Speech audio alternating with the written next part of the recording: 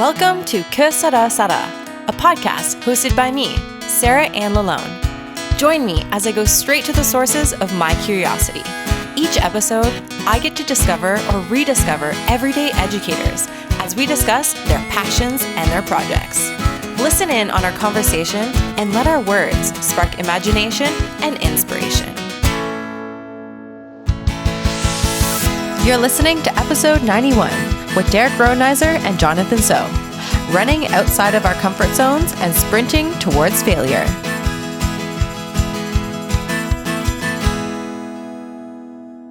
Hello, everyone, and welcome back to the podcast. Tonight, I have Jonathan So and Rhodenizer sitting in a Zencastr room with me. I am super pumped because the plan for this podcast is that we have no plan, and that is my favorite type of podcast. So to start off our no plan podcast, I'm just going to get Derek and Jonathan, who are experts in this podcasting domain, to just I'm just throwing you guys in and just introduce yourself. Jonathan, if you want to go first. Sure. You're the man. Hi, I'm Jonathan. I'm now a grade 4 teacher again. I've been teaching the balanced calendar, so while you all started like 2 weeks ago, I'm now week 8. So it's been fun. And where are you from? I am in... Because I don't even think I know that. I teach in Brampton, but I live in Milton. He lives next door to Stephen Hurley. Okay. Literally I was just going to say. I probably should have gone to his room, you know? I was just going to say that. Why aren't you in Stephen's room to do this? Knock, knock, Stephen. And Derek, go ahead. Oh, man. I feel like I never know what to say when I get these introduce yourself things. All right. So, my name is Derek Rhodenizer. I'm here in Ottawa, not so far from the lovely Sarah. Close, but not that close.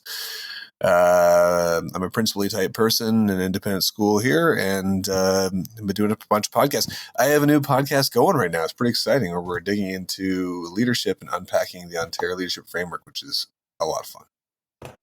Live on Sunday nights on Voice Ed Radio. Stinking cool. Jonathan, when is your podcast going live on Voice Ed Radio? When it's my podcast? When my kids are 15. It'll be a while. Sounds Life good. is busy. That's fair. That's fair. Have you ever thought about starting a podcast? Thoughts, yes. Thoughts are always there. My brain works a mile a minute, so I want Jonathan's thoughts are math. there. I want Jonathan's math podcast. That's what I want. Ooh, that would be fun. It's about time. And balance. Yeah, most people I harass about that, but he's a pretty busy dude. Yeah. You could podcast while you run, though. Like, you could record your podcast while you're running, so I think you can multitask. I could. That would be very choppy, though. I tried it once. It's really breathy. Yeah. I would listen. I would be on walks listening to Derek, who recorded podcasts on his walks with his dog. I did. Yeah, I did. So I did do like a long time where I recorded them in the car on the way to work. That was all right. Oh, I should have done that last year when I had like an hour drive. There you go. I don't know. I was just thinking like Derek and I could team up on you tonight, Jonathan, and pressure you on the podcast to start a podcast. And, our goal is by the end of this podcast that you commit to starting your own. Yeah. I'm learning to say the word no. It's really hard. You took my advice from my Ignite at Connect. No is a complete sentence? No is now a complete sentence. Maybe with a ... Question mark? Yeah. Derek, are you good at saying no? No, not particularly. Though I have of late done a better job. The big sigh. Yeah. I scaled right back a little bit on everything in the spring of last year and kind of gave myself a bit of a break, which has let me feel like I can get back at it again. Like, I hadn't put anything on Beyond the Staff Room. Like, I went to upload my new arc on Beyond the Staff Room, and like the last one I uploaded was like 4 months ago. So yeah, that's fine. Little breaks from now and then are good. It's you, I think, actually, Sarah, that retweeted someone's question. I don't know who the question was of, have you had any like bad advice for podcasting. Yes. And I really believe that the worst advice out there for podcasting is that you have to commit to something consistently. And I understand that from a marketing point of view, you should. I get that. I'm not saying they're wrong. From a marketing point of view, if you put your podcast out every Tuesday and you always do that, then you'll build a fan base faster and you'll have a better, more successful podcast. Fine. That's not the point. The point is teachers should put their voice out there, and podcasts are a good way to do that for a lot of people. And don't feel the pressure of doing it all the time. You can just do it like kind of when you want to. And if you want to do it for an hour, you can do it for an hour. And you want to do it for 20 minutes, you can do it for 20 minutes. Well, it totally makes sense. Right? 100% agree. Yeah. Commit all the time, you can kind of feel like you're, I gotta do this podcast, I gotta do this thing, or sometimes there's no joy in it anymore. Yep. And life's funny, right? Like, I mean, I feel you don't have any time right now, but like my wife is away in Cape Breton this week, so I am basically chained to my house all week. So I've been podcasting up a storm, let me tell you. There you go. Between running and kids and school, volleyball, baseball, writing stuff, time just goes by. Yeah, I'm doing a 15K on Sunday. Oh, nice. Especially the longest race No I've way. done. Are you doing the Army run? Yes, the Army run. Oh, nice. I've heard that's a good one. They're doing for the anniversary of the Normandy thing. They're doing they're calling it the Normandy Challenge. So it's the 5K and then the 10K. Yeah. My goodness. Fun. Looking forward to it. I have a 50K coming up in 3 weeks. There you go. Go away, Jonathan. Stop. 50K over like a week. No, you it's do, a day. 10 kilometers a day. I'm hoping 6 hours. Go away. Are you deep into Courtney DeWalter and her crazy running? No. Oh, this is such a really cool story. So this podcast is like not about education at all. So this woman, Courtney DeWalter, check it out, really awesome. She's winning these super ultra marathons by massive margins over full field. So like she's beating men by days. It's spectacular. She won the Moab 200 by 22 hours. Wow. 22 hours. You can like go home, have a sleep, have a shower, make dinner, come back, and they're still not done. So where's she from? What is her story? What is it's a really cool story. She's a science teacher from I think Colorado, and now she's a professional ultra marathon runner. Neat lady. Insane. Well, you know what though? I do see connections to education and running. Right? Like, let's do it. Oh yes, fantastic. Setting goals. Weave it in, John. Weave it in there. No, it's serious. Like persevering, setting goals, pushing your boundaries. Right? Like I was having this conversation with my colleagues about like we want our kids to go outside their boundaries and their comfort zones. And so how many of us go outside of our comfort zones as teachers and push our boundaries? So if we as teachers don't do that, then how do we model that for our students? It doesn't have to be running, but for me, it's running. For me, it's saying I naturally want to, stop at 35. That's my farthest I've ever run. I got injured like 4 weeks ago at 35 kilometers, so I haven't even done a marathon yet. But I'm still pushing my way through 50 because that's my bound. I want to see how far I can do it and push myself beyond that limits and show that I'm capable of doing it. Do you share like all your running journey with your students? Oh yeah. We do running club with them every Tuesday, Thursday, and so they have to run like 2 kilometers.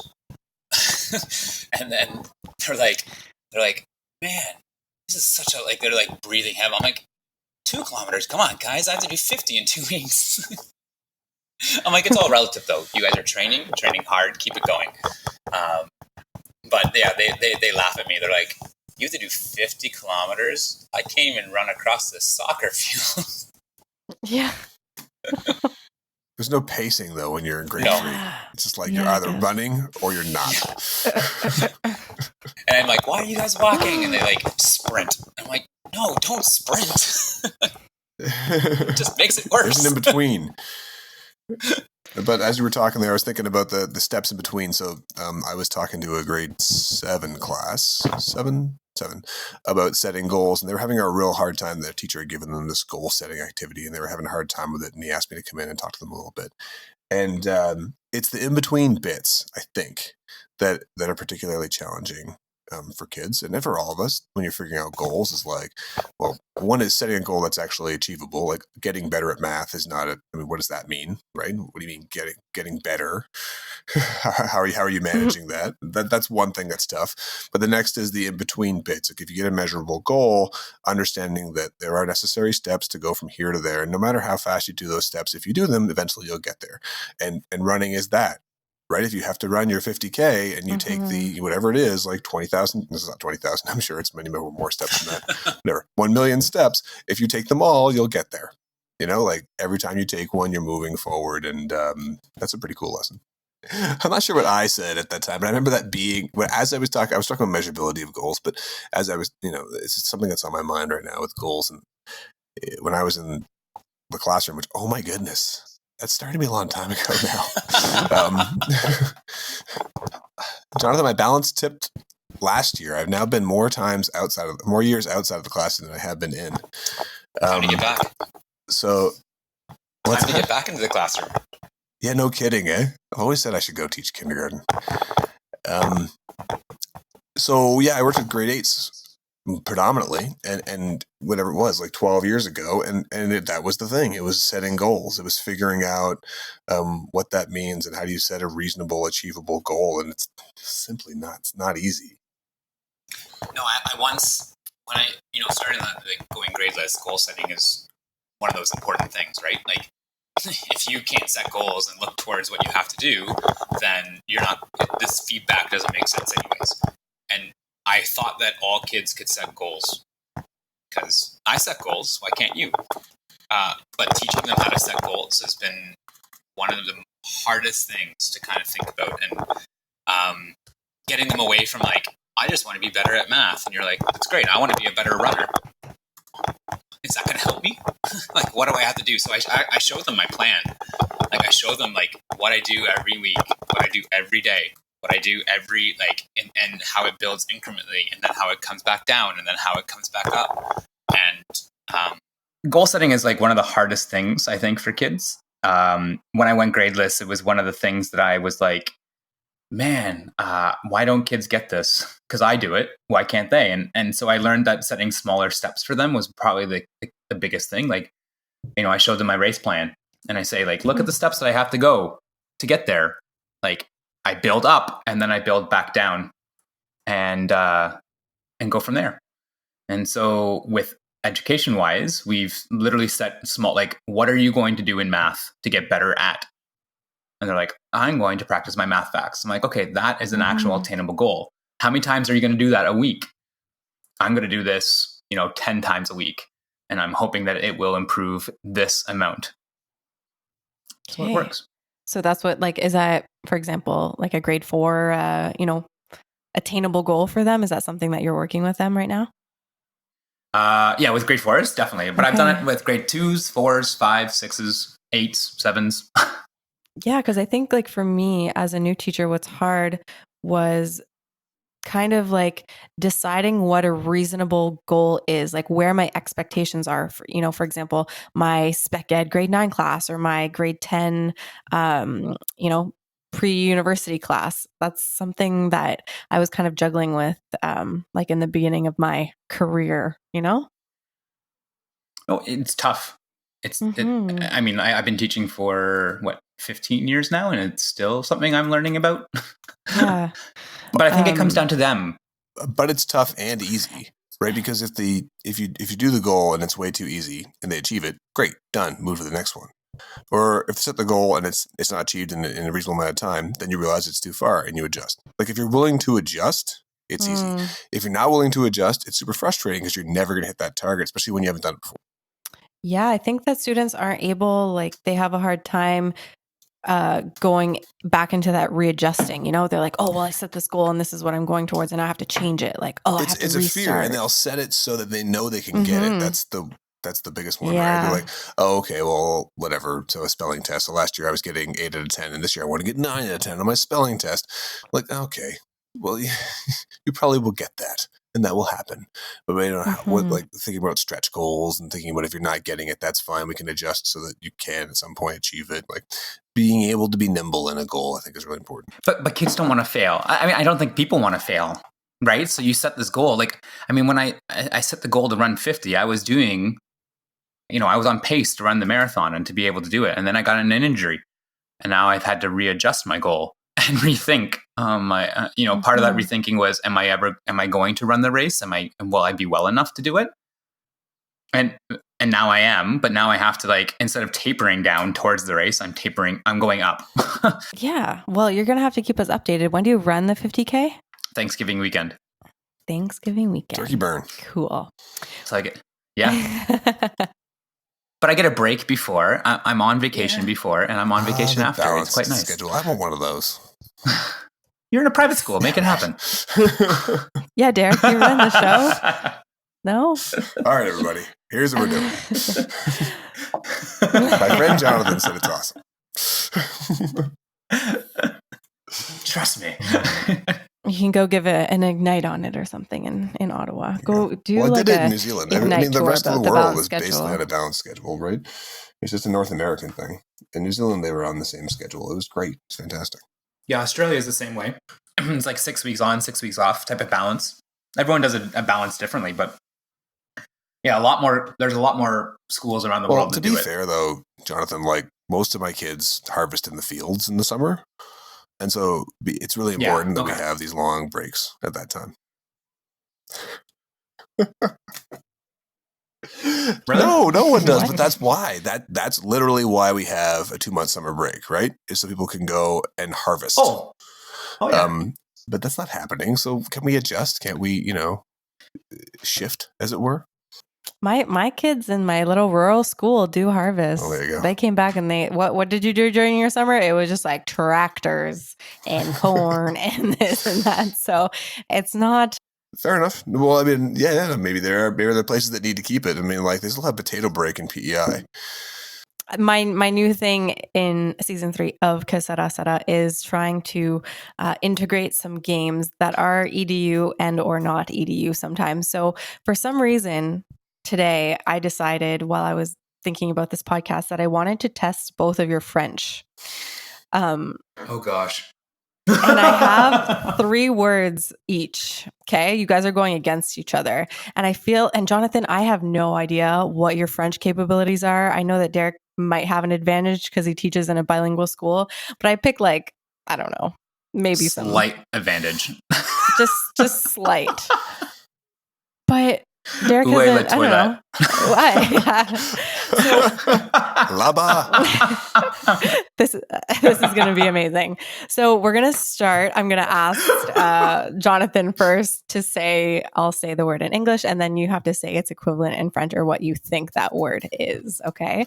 And then, so you're going to have 3 words each, and we'll see who the winner is. I don't have any cool sound effects. I can add them later, but okay. So are you guys ready? Yes. Jonathan's going first. I have to say nothing, Yeah, right? okay. Sure. I say no things. No, Okay, nothing. No. Only if he doesn't know or gets it wrong. Okay, we can go to you. I didn't actually think about what the rules would be, so we're deciding them as we go. So, Jonathan, first up, your first word is library. Bibliothèque. Oh, Yeah, ding ding ding Hey. ding ding. good work. There we go. It's a fun word. All right, Derek. I I don't think I even know have. Google Up Translate on my for that list one. of words in French. No, too. you did not. No, I didn't need to. He's got it that open you though. are not allowed to cheat.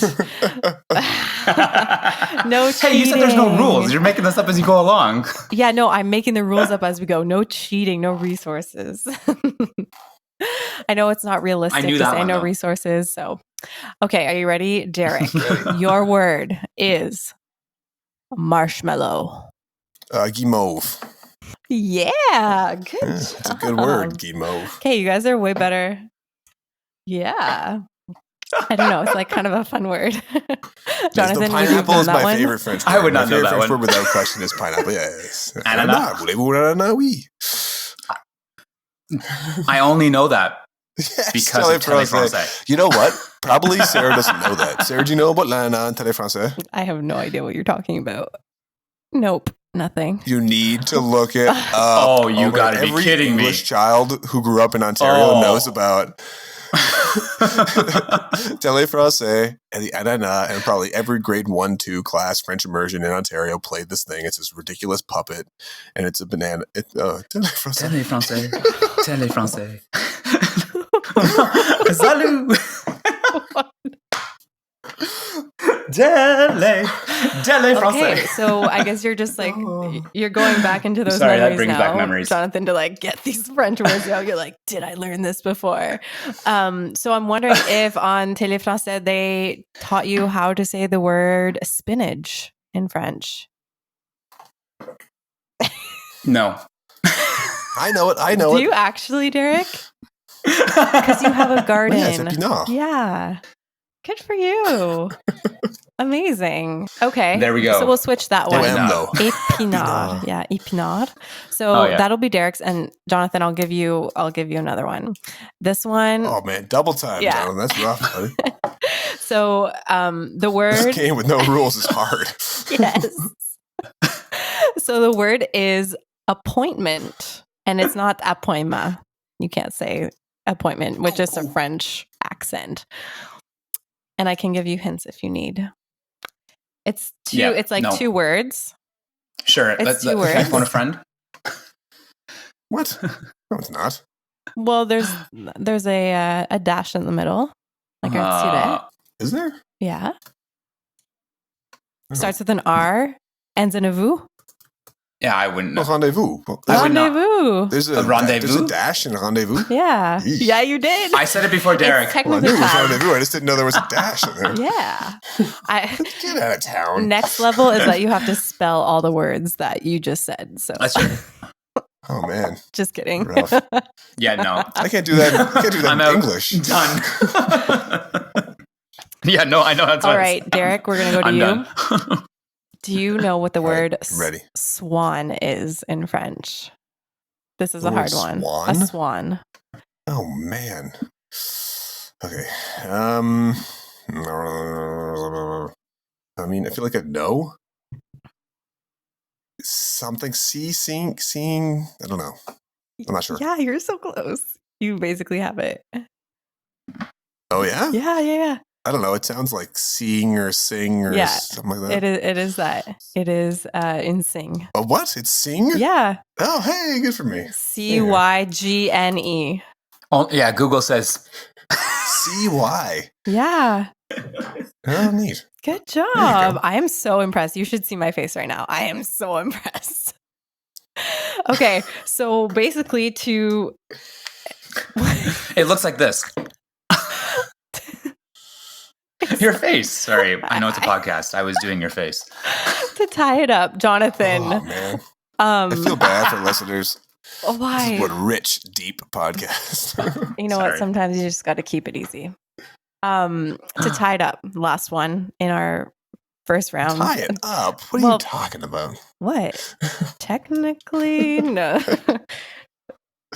All right. It's her game. She can do Can whatever she you wants. tell me what husband is in French?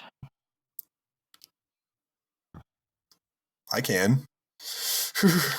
There's 2 acceptable Husband answers in that I would French. take. That's what it is. One could start with an M, or the other one could start with a accent aigu, A. I hear someone typing. Yeah, no. Yeah, Google says. No, my French is Marie or horrible. époux?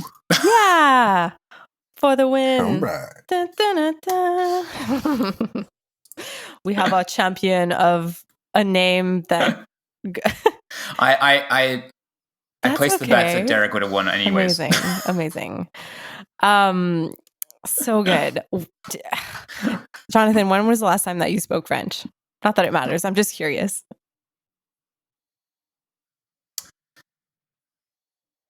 Crazy as it is, so last year I had to coach 3 French emerging There you go. schools. Wait, was you, So my French gradually improved that year, but other than that, it would have been were you grade coaching 4. in French? So 30 years ago. Okay. Yeah. Well, I was coaching in English, and the teacher would speak back in French, but I would have to figure out French lessons and French. No way. Yeah, Wow. that was fun. It just shows that like teaching strategies are universal, right?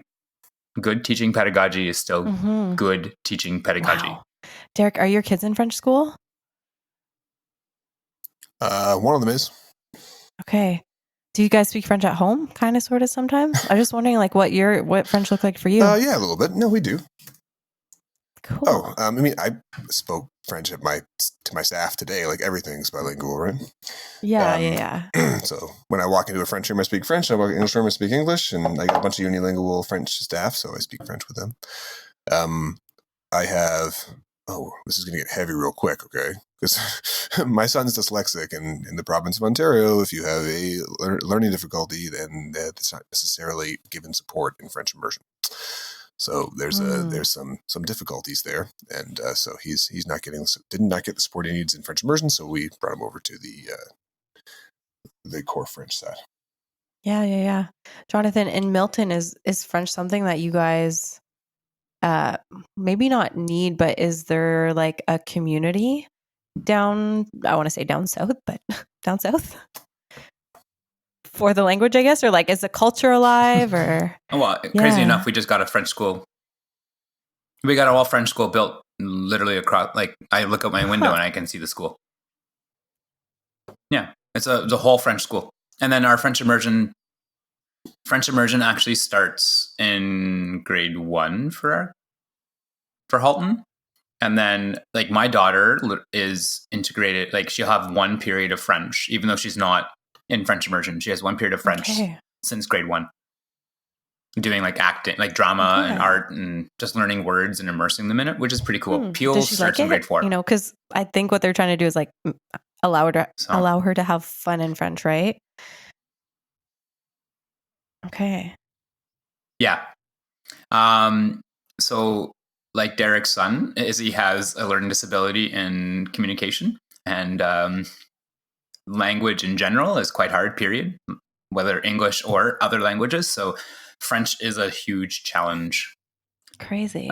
To learn. I think so like myself and the people like the full French, school communities, like I think we take it for granted that we're able to kind of live our lives in both languages. So I always find it interesting to see like what that looks like for you in your context, and how Derek lives it. And it's just like I don't know. Something I'm really passionate and very, very curious about, essentially. So we have 7 minutes left, and I have one more quick little game that I would like to do. It's called This or That. And essentially, I will say 2 terms, and you guys, one at a time or at the same time, doesn't matter. Again, we can make the rules up together for this one. Which one you would rather? Okay. So would you rather this or would you rather that? Would you rather? Okay. Excellent. Go. Yeah, basically. Okay. They're very simple. Okay. So the first one is this or that. So would you rather an early start to the school day or a later start to the school day? What are the conditions associated with this? Early. Would my children also have a later start of the day? Hands down, whatever early start. you want, Derek. So many factors, right? Like I would much rather have a later start in the day as a person who likes to start my day later and work later. There you go. Perfect. If I had to get my kids, it's challenging. No. For kids? Depends on the age. For right? kids, Flips early all the way. 8. Yeah. Even for me, though, early the better. I mean, I'm up at 4 o'clock anyways, going for a run. So let's get this day over with. Essentially, you would start earlier and then finish earlier. But Derek, you would rather start later and finish later because that just works better for you? Yeah, no, I do better work later in the day. Like my most effective time is like 8 to midnight. I kind of get that, but I'd rather be like at home doing it. I get my. I guess I don't know. Yeah. Not that school. Well, it depends what you're trying to 8, achieve. Like, are you trying to achieve more productivity, or like what's the goal? There's a bunch of research out about like how teenagers shouldn't be in school until 10 o'clock. I think is what they say. But they're just not firing on all cylinders until then. Elementary is the opposite. I mean, anyone who's taught But elementary is the knows opposite. that, like, come 2:00 in the afternoon, you're pretty much shot. They are done. My son's up at 5:30 in the morning every day. I can put him to bed at 9. He's up at 5:30. And he's ready to go. Okay, next one. Yeah. Oh my school gosh. starts at, like, you have what, like 8? a full day before school just starts. That's amazing. Okay. Yep. So imagine you have a classroom. All the walls are empty, and they ask you can only choose one. You can either have one whiteboard or one smartboard, and there is a projector at the top of the ceiling. Would you rather have a smartboard or would you rather have a whiteboard? Is there a computer attached to the smartboard? As a classroom teacher, yes. Yeah, is there a projector anyways to begin with? Or is the projector like part of the smartboard? There's a projector that could be, yeah. So if I have a whiteboard, I still have a projector. Really? Yeah? Tell me why. Yes. And whiteboard. Like actually. I want to write freehand analog. I want an analog write. Well, if I have the projector. Okay. Well, if I have a projector anyways, I don't need a smartboard to do anything. I find them an obsolete technology. I'm kind of on that same train. That's why I wanted to talk to the experts. I would rather have, because I mean, like, to me, a projector is staple. Like, if you said there was no projector, I would have gone with the smartboard. I don't need the smartboard. I don't think they're a useful technology. I think that with tablets, with phones, with everything, and being able to project that onto a screen anyways is there. But I also value the writing, the physicalness of writing on the whiteboard. Like math, language, anything. I value that physicality of it. So I just had the opportunity to fill up a school. Well, I just had the opportunity to fill up a school. So we got a new school for us, and all the rooms were empty. And so I was in charge of the technology solution. And so we looked at a whole bunch of different things, and ended up going with LCD screens, 65-inch LCD screens attached to computers, HDMI cord, and a big old whiteboard beside it. And I'm really happy with it. Right, the TVs are clear and easy to run, and because they're HDMI connected, there's no issues with wireless, yada yada yada. Just it works, and the built-in sound system is fantastic. And then beside it is a great big whiteboard. You can write all over it, and it's working really well. So I'm really happy with that. It's always the talk about smart boards, but as far as a functioning classroom, I do not think the interactive component is one that's being used or necessary to be used. I mean, outside of the, it's kind of fun, but I don't know that it's necessary. And whiteboard with an expo marker is just as interactive as far as I can put way more kids on my whiteboards too. Oh yeah, and the research around vertical non-permanent spaces, right? And how much more engaged they are, and how much more learning is happening as they're writing and as they're erasing, or as they're engaging with one another as they look over each other's work. Like, I don't know, like my classroom now I have 6 vertical non-permanent spaces, like, and I have more in my cupboard that I can take out and staple to the wall if I needed to. But it's transformed the math, like my kids' math. Well, it's funny. Writing space is writing space, and like I say, all these empty rooms, I filled them up. So I have whiteboards, and we have TVs, and we have all these things. And in one room, I have these 2 4-foot by 4-foot slate squares that I found in the basement of this 1953 building. Like the original slate chalkboards, like an inch thick, like 120 pounds, that we lugged up the steps.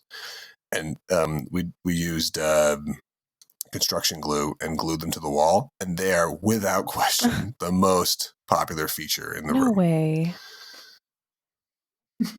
Oh, they love them. Because it's got the live edge. It's real stone. It's cool, and they love it. It's the novelty of writing on chalk, which is the 1953 technology I lugged up from underneath the boiler. Just like hit gold when you went down and found that, eh? Just so stinking happy. Yes. That's right. All right. Well, I think one of my guests has a very important baseball game tonight. So I want to wish you good luck, Jonathan. Is this the finals? Are you guys semifinals, finals, playoffs? Yeah, it's one of the. It's this. Yeah, it's like the playoffs. So the first game of our playoffs, What and then position tomorrow do you we play? have another. We have the whole weekend. So if we win, we keep going on. If we lose, What position done. do you play? Pardon? Amazing. I play whatever I'm told to play. I pitch, I play center, I play right, I play left, I play shortstop, third base. Jack of all trades. There you I go. just get told to go anywhere. Well, thank you guys so much for taking the time to talk with me today. I know that, like we said at the beginning, as educators, our time and our energy are our most valuable resources. So in this big, beautiful world of education, we give what we can, we do what we can, and for the rest, que sera, sera. Que sera, sera is a proud member of the Voice Ed Radio Network. Original music, editing, and production of this podcast is done by the talented Mathieu Leroux. Find my podcast on all podcast platforms, including SoundCloud, Apple Podcasts, Google Podcasts, and now newly on YouTube. Talk to you soon.